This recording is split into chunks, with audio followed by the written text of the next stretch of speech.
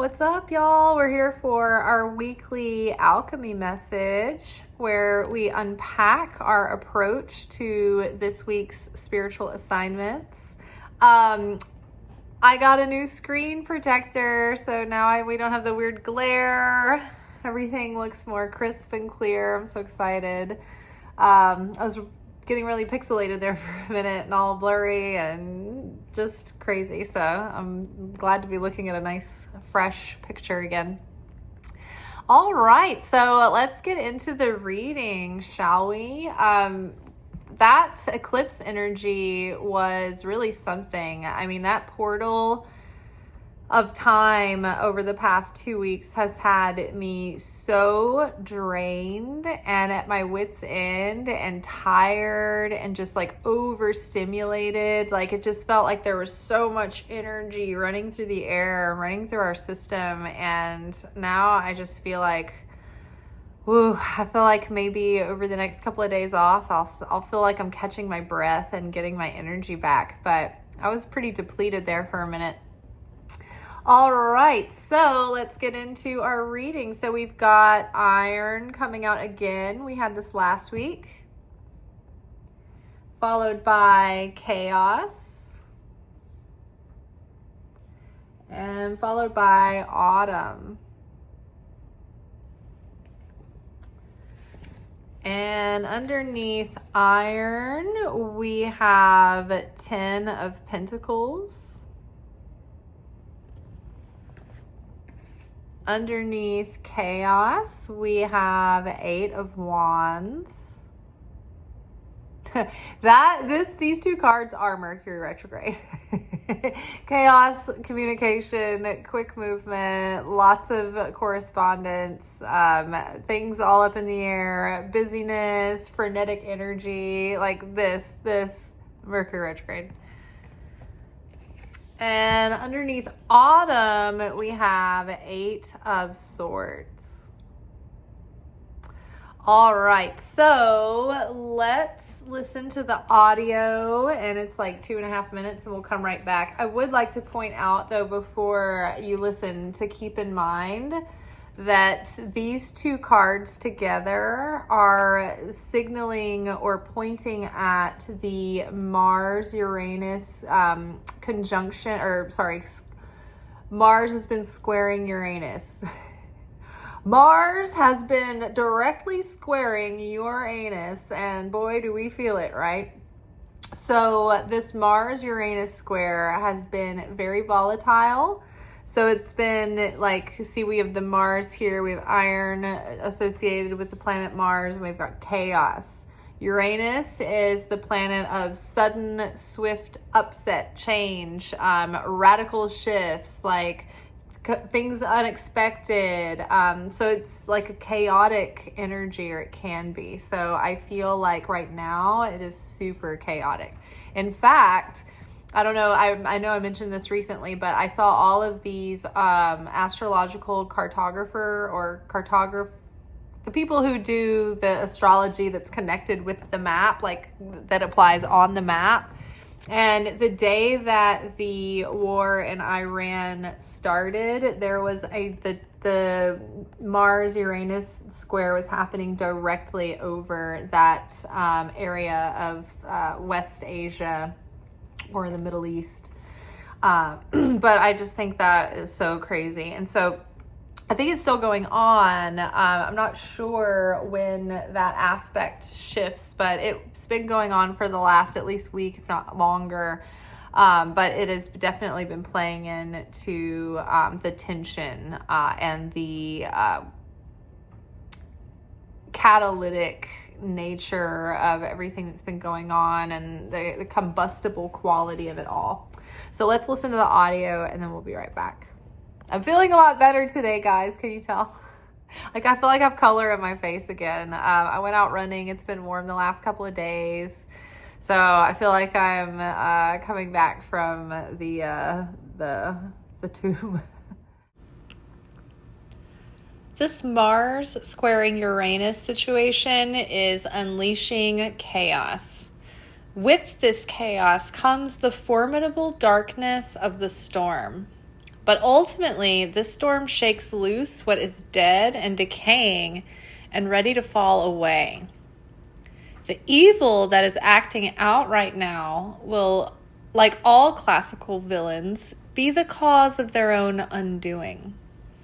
The light will prevail over darkness. Good will rise above evil. But it won't happen on its own. We must hold tight to our faith in God to stand by us and reign over us in this moment, as it can easily appear as though we are at the mercy of fools in their folly. The adversary grew greedy, arrogant, and overconfident. They felt invincible. They are wrong, and are rotting before our very eyes on a dead and twisted branch. The eyes of eyes have seen, and the ears of ears have heard, and the truth has set us free. This test of mankind draws a line in the sand. Will our legacy be that of good, unity, awakening, and illumination, of true salvation? Or will our legacy be destruction, evil, darkness, hatred, apathy, waste, and ruin? There's very quick movement attached to the chaos that is moving through our realm at this moment. Lots of busyness, lots of communication, information, momentum, lots going on at once. We must be mentally, physically, emotionally, spiritually, and physically spry. Move with light steadiness, but without being impulsive or reactive. Be adaptable and decisive, applying discernment and reason as we identify and heed divine guidance. Do not feel trapped or frozen or helpless or overwhelmed. This is an expectable trauma response to life on earth at this moment. Instead, stay ahead of it. Have grounding practices. Know yourself. Recognize when a pattern has been triggered by reminding yourself to practice presence and awareness. Keep prayer practices and rituals that maintain and enrich your connection to God and your spirit. This is why it is so important to establish healthy and sustainable habits and schedules to follow that keep us on course when the brain fog is all too real or the malaise feels too heavy. All right, so we have iron here. And when this came up last week, it was at the beginning or the first half, or actually maybe it was 2 weeks ago. We had this in correlation with the onset of eclipse season, that portal of purging and cleansing and changing, and the pressure that it was putting on the current infrastructure to expose anything in our systems and infrastructure that are faulty, that are weak, that cannot stand, that aren't going to be going with us into this next timeline, this next chapter of our lives. Like, there are big things coming to completion. And I think that we saw that kind of the bookending of that in the last eclipse. I know it hit my family in a pretty poignant way. And it was very, it was kind of surprising, and it wasn't surprising, but it was all at the same time. So, but we can see that we are seeing the end of an era and the crumbling of the current infrastructure that isn't working, that is built on false securities. And so we are considering now what we will be building with and on in the future going forward. We're considering new infrastructure. And at this current juncture in time, it's kind of like there is a line in the sand drawn in this moment, and we have to consider the legacy that we're leaving behind, or that we're leaving ahead of ourselves, right? It's like, first of all, future generations, what are they going to be coming into, right? We've got AI growing faster than we have the ethics to keep up with it, and it is environmentally destructive, Like it uses so much water and it creates so much air pollution. It's catastrophic for the environment. The AI designers and developers themselves are terrified that once AI gets to a certain level of self-awareness, that they're going to just suddenly exterminate mankind. Like a sudden mass extermination. They're literally legitimately concerned about this. And yet it's just like, let's just keep pushing and forging through, and so there are many new people coming up into positions of leadership that are replacing the old leadership systems. Like, for instance, up until now, we've been accustomed to our government and our politics being run by people who are generally career politicians. And they're corrupt, and that's why there's not a lot of extreme change happening. And even when there is a candidate that wants like extreme change for the better, like something drastic to get us out of this, like the status quo, it's like that's too threatening to the establishment. But I think that we are past the establishment and we are mowing over the establishment and moving forward without them.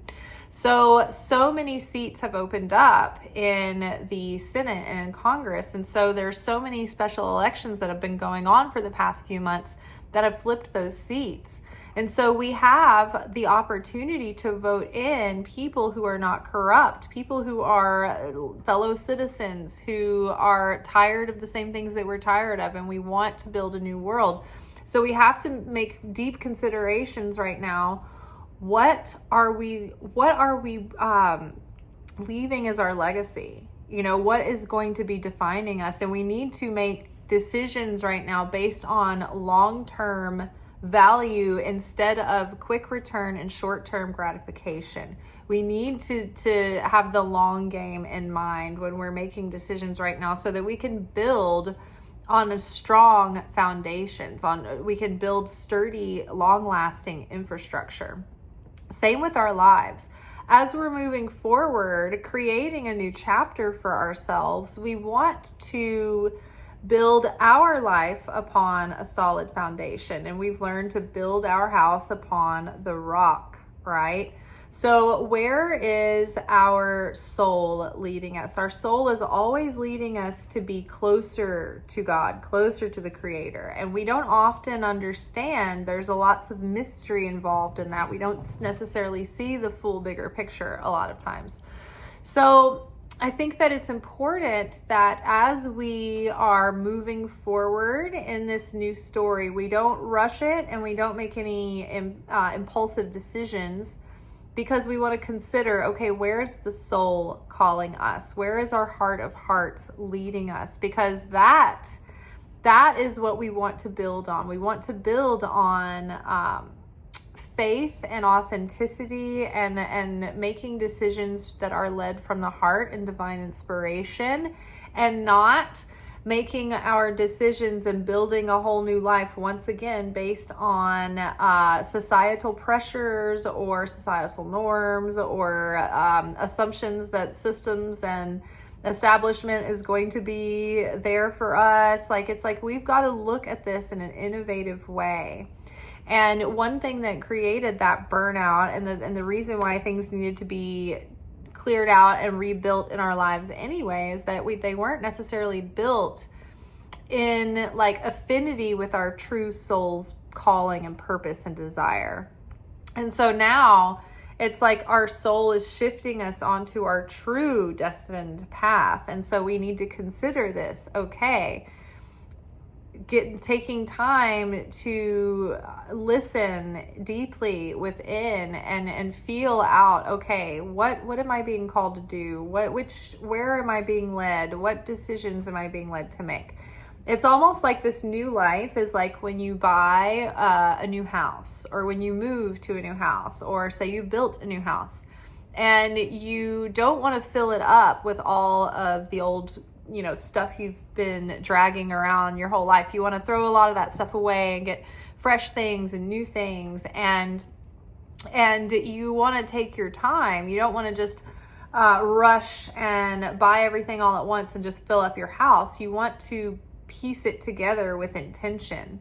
You want to make it yours. You want to make it a reflection of who you are truly. And so that is what we are kind of how we're approaching life right now. It's like we want to make each move and each decision with intention, and we want it to come from a place of authenticity and a place that where it resonates in our heart and soul.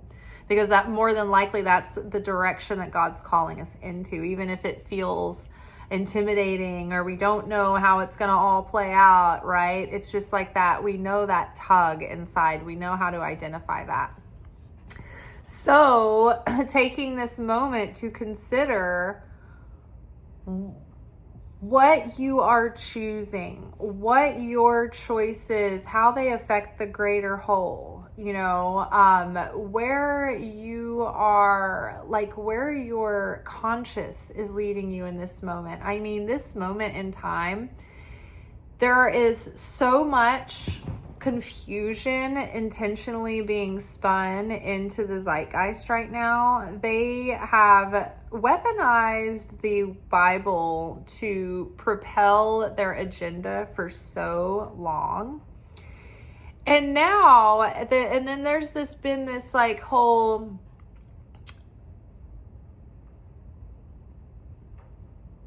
idea of this theology called dispensationalism that gets people obsessed and afraid of the end times. This started in the 1800s as a way to get people to support slavery. And there have been a lot of theologians that I've heard break this down and talk about it, and it's really it's interesting to me because I grew up in an evangelical household that was not a Christian nationalist household, but we fell into a lot of the pitfalls and trappings of that the Christian nationalist influence. And I know that my parents were obsessed about the end times my whole life. And so the people in charge that are calling this war like the trigger to bring about Armageddon, they know that. They know about dispensationalism because they're in cahoots with the people who have the agenda that have been pushing this as a narrative and a way to push propaganda and agenda through politics since the late mid 1800s. So now here we are having pushed that agenda to this point where we are facing environmental annihilation from lack of resources. Eventually, our population is growing out of control. There is the cabal of plotters and schemers who are apparently Satan worshipers, performing mass ritual sacrifice at scale. And then those same people are in cahoots with these people who are driving the narrative that this is a holy war that is going to bring about Armageddon and trigger Jesus to come back. These are lies. This is all complete BS. Nobody knows when the Armageddon is going to happen. Jesus didn't even know when Armageddon was going to happen. He said the only person who knows that day and time is God in heaven. So these people who are methed up on, psycho freaking drugs and brain chemicals and everything else leading this charge are intentionally lying and manipulating. And so it's like having a self-fulfilling prophecy, except when usually people are doing a self-fulfilling prophecy, it's happening unconsciously. But in this scenario, there is a group of people who are propelling an agenda, who are on purpose doing a self-fulfilling prophecy that looks like everything they've set these people up to believe for the last 150 years. So they're like, oh my God, it is. This is real. It's happening. This is what they've been talking about. This is what we've been waiting for decades. It's like, it's like this has been the plot all along to pull this big trick. And what's ironic is that they're waiting for this Antichrist that's going to come and say all these things and supposedly appear to bring peace in the Middle East, and like all the things that basically define the Antichrist that they've been so afraid of and waiting on the hand, like pins and needles for, is literally this administration.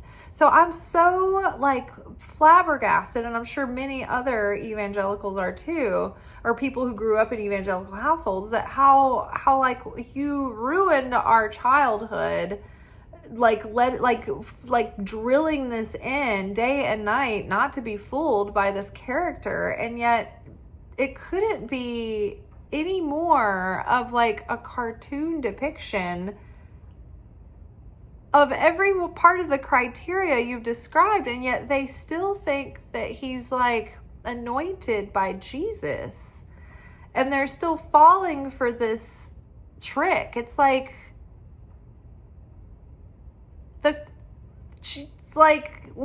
if they think that he's anointed by Jesus, then when do they think the Antichrist is coming in here?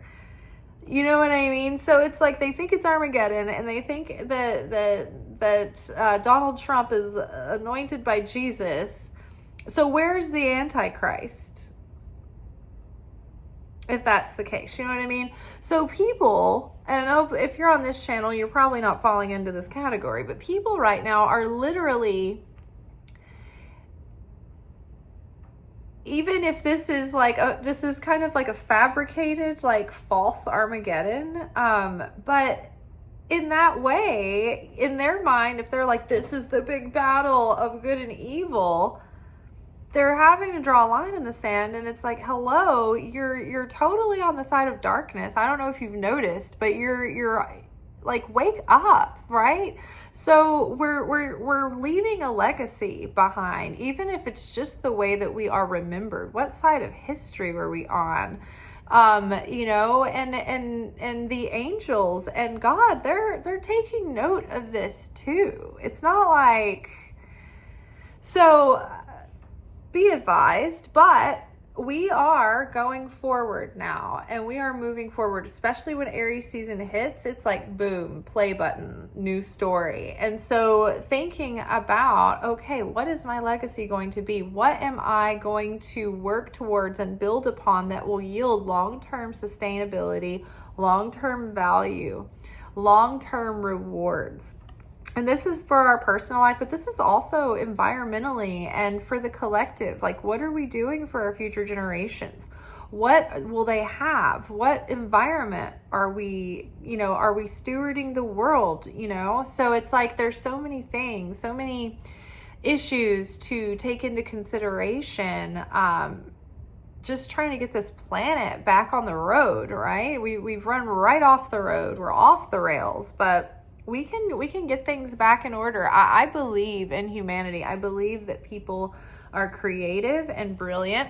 And I believe that an overwhelming majority of the planet right now is in alignment with unity and solidarity and repairing and coming up with solutions and innovation for positive progress. But again, there's just these hiccups that we have to get around. And part of it is the evil people who are plotting actively against us. But then there's still a big chunk of the population that's just continuing to use AI to generate stupid images of themselves doing pointless shit, or using AI to set an egg timer when they could just use the timer on their phone. And they're wasting water and choking people in Memphis with the air pollution so that they can use AI for just like mindless, stupid shit. So it's like, yeah, part of it is the evil plotting billionaires of the world, but also part of it is just like the people rolling around doing unconscious, stupid shit all the time. So at least like those of us who are on the side of good, we need to quit doing the stupid shit, right? Because the evil people, they're not going to stop doing what they're doing unless they're forced to. So over here on our side, let's look alive. Let's start like getting with the program here and start realizing the waste that we're creating, realizing the things that we could do to improve the environment, to add to the healing of the planet, to reuse, upcycle, prevent waste. So Mars is squaring Uranus. Uranus. Mars is right up your anus right now.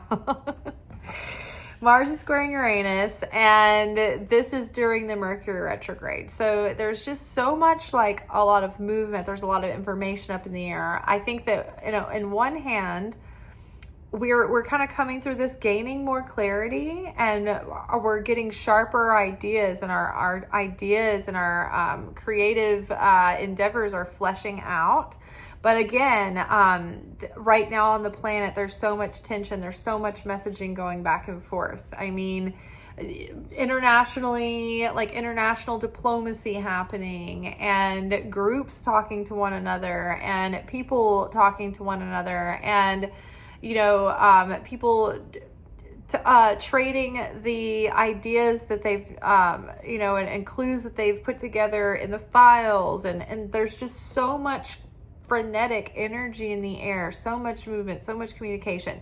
And then we've also got the Mercury retrograde going on. So be attentive to just minding your own detail in your life. But I do think that on the one hand, it feels like there's so much crazy static in the air, and so much movement happening, and so much on a global scale is just so erratic and tense and crazy right now. But I think on an individual level, yes, the busyness is going to start happening. We're moving into that year, the year of the fire horse. We're moving closer to Aries season.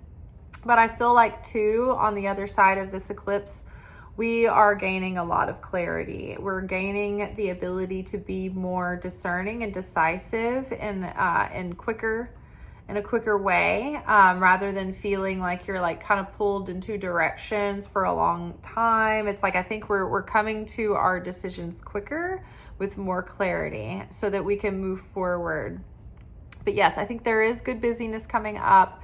I think, though, it is important to pace yourself and keep your energy stable. Now, the fall here, autumn. Autumn is like that time of year where everything starts to drop and shed. Everything that's dead and ready to fall away is falling away, and we're moving into that winter period. Well, I think that the fall of the current establishment is at hand. I think that we are in the autumn of the patriarchy, and we are in the autumn of the era of billionaires and fascism. And I think that because of this, they are scrambling and doing everything they can to hold on to their power and to destroy everything that they can, in an attempt to make their ego feel into control, and to distract people, and to divert the attention, and to create chaos, and to create dysfunction, and to create instability. And so what we have to do is counteract that, because this is what they want. They want us to feel disempowered. They want us to feel trapped. They want us to feel like there's nothing we can do. I guess we're just going to have to let them take over, and we're not. No. This Eight of Swords is a lower octave than the Devil card. It is an illusion. It is feeling like that we're powerless, but really we are not. This character has outgrown this containment, and they can stand up and get right out of that cage as soon as they are ready, but they just haven't been able to look up past their own concerns to be able to see that they can just get out of the cage, right? So what's happening right now is that they're doing something that they call flooding the zone. And basically, this is like what the Nazis did with Blitzkrieg. The Nazis would overwhelm a city by just bombing them so much that they wouldn't be able to get their whereabouts, and they would completely like become disoriented. So that is what this administration and their cohorts around the planet are doing. They're trying to overload us with so many egregious facts and stories and information and threats and challenges that we're completely frozen in a trauma response. And so freezing can look like, disassociating, being disembodied, like procrastinating, being limerent or ruminating, but what it's not being is proactive and active and productive and fruitful. And so when they are like when you watch the news and like this evil, like satanic stuff's coming out in association with the Epstein files, it's like when they talk about other world events, like they don't connect the two. And I'm connecting the two every time. And so part of what we know about metaphysics is that energy can be harvested and directed and manipulated. And so they want us disempowered and in fear and miserable, because they're siphoning that fear and they're using it in sacrifice and in worship to Satan and to strengthen that dark influence. But they're using that they're like energy vampiring. They're like getting energy off of our misery, and they're getting a leg up while we're disempowered and we're, scrambling and we don't know what to do. So the way that we fight back in this spiritual warfare is to continuously keep our practices that keep us grounded, that keep us nourished, that keep us optimistic and faithful and joyous. If you can just find your way back to joy every day, if you can find a way to find inner peace. So what we do is we have daily practices. And I know for myself, I have a morning prayer practice that I start the day with, and I do my Bible study in the morning. And then through the day, I'm praying, just like freestyle praying. And then I have a prayer practice before I go to sleep. And that bookends my days where I can find peace and find serenity and find joy and reconnect with that goodness and that strength. Throughout the day, if I get worried or fearful or sad, I start praying. I start talking out loud to the Creator. Sometimes I read Psalms and I say the Psalms, and those will make me feel better. And it will turn my mood around. And sometimes with that prayer, I have to add in some exercise. To go outside, I have to take a walk or go for a run and get my endorphins up. It's not a passive kind of thing. You have to be really proactive at keeping your spirit strong. And so, again, like I think that Bible study helps, but if you are reading the Bible and not getting, if it's scaring you, or if you're not getting a good understanding of what you're reading, sometimes I understand it's not super comforting, or it can be kind of disturbing in and of itself. So I love when I started, because growing up I wanted to read the Bible, but every time I would read it, it would be very upsetting, and I would be reading these things going how is this okay? How is this like what? And so when I started learning the Zohar and started learning Kabbalah, and I started learning what the spiritual interpretation of these coded books meant, and it wasn't what they were seeming like they were talking about on the surface level at all, that was a game changer. And so one thing that I do every morning is that I watch the daily Zohar video, and it gives you the portion of the week and the day that the corresponding Torah portion from the commentary or the perspective of the Zohar. And so that has been such a nourishing, life-changing thing for me. And I've been doing this for years. But if you guys go to KabbalahOnehouse.com, that's where like the main membership of the Kabbalah Center is housed.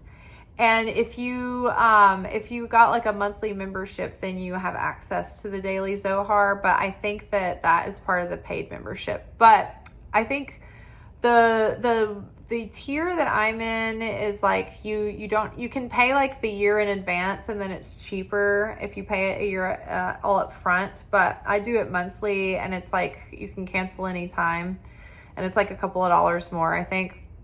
But I have never regretted it, and I think it's $49.99. And I have access. That's how I take all my classes, like all my Kabbalah classes. They're always starting Kabbalah classes up. And these classes are like 10 weeks long with your instructor. And then I stream all of my like holidays and things and Shabbats, if I do Shabbat, through the Kabbalah Center. But that is where I get like my daily Zohar every morning. I just never want to be without it. When on days that I have to jump right into like going to an appointment or something and I don't get to watch that, I feel it missing. So anything that we can do to really solidify these practices that keep our spirit strong, that keep our soul nourished, that keep us connected with that feeling of God's presence, that is what we need to keep nourishing. That is so much stronger and more powerful than the darkness.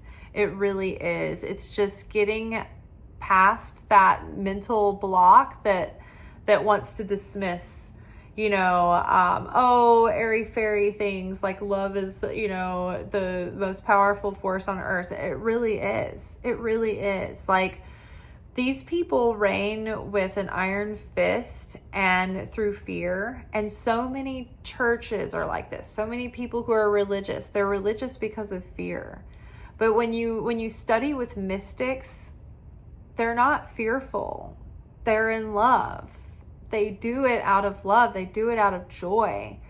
Nothing about my practice of study and prayer is heavy or a burden, or I feel like it's a chore that I have to do. It's like these are things that I love, that fill me up, that make me feel so good. So establishing as many of these tools in your belt and practices that you can, it's just going to strengthen your spirit. It's going to strengthen your magnetism. It's going to strengthen your effectiveness and your influence as you enter any given space. Because remember, our vibration, our resonance that's radiating from us, if we have a consistent signal and it's not going up and down and all over the place, that consistency changes, it shifts the energy of the room. It doesn't matter how intense someone's vibration or energy is, it's the consistency that makes the most difference. So being consistent and not falling into low-level trauma responses, trying to stay aware that we are probably going to be falling into those tendencies, and to just practice awareness with yourself, checking in. What are my thoughts right now? What am I thinking? What's going through my mind?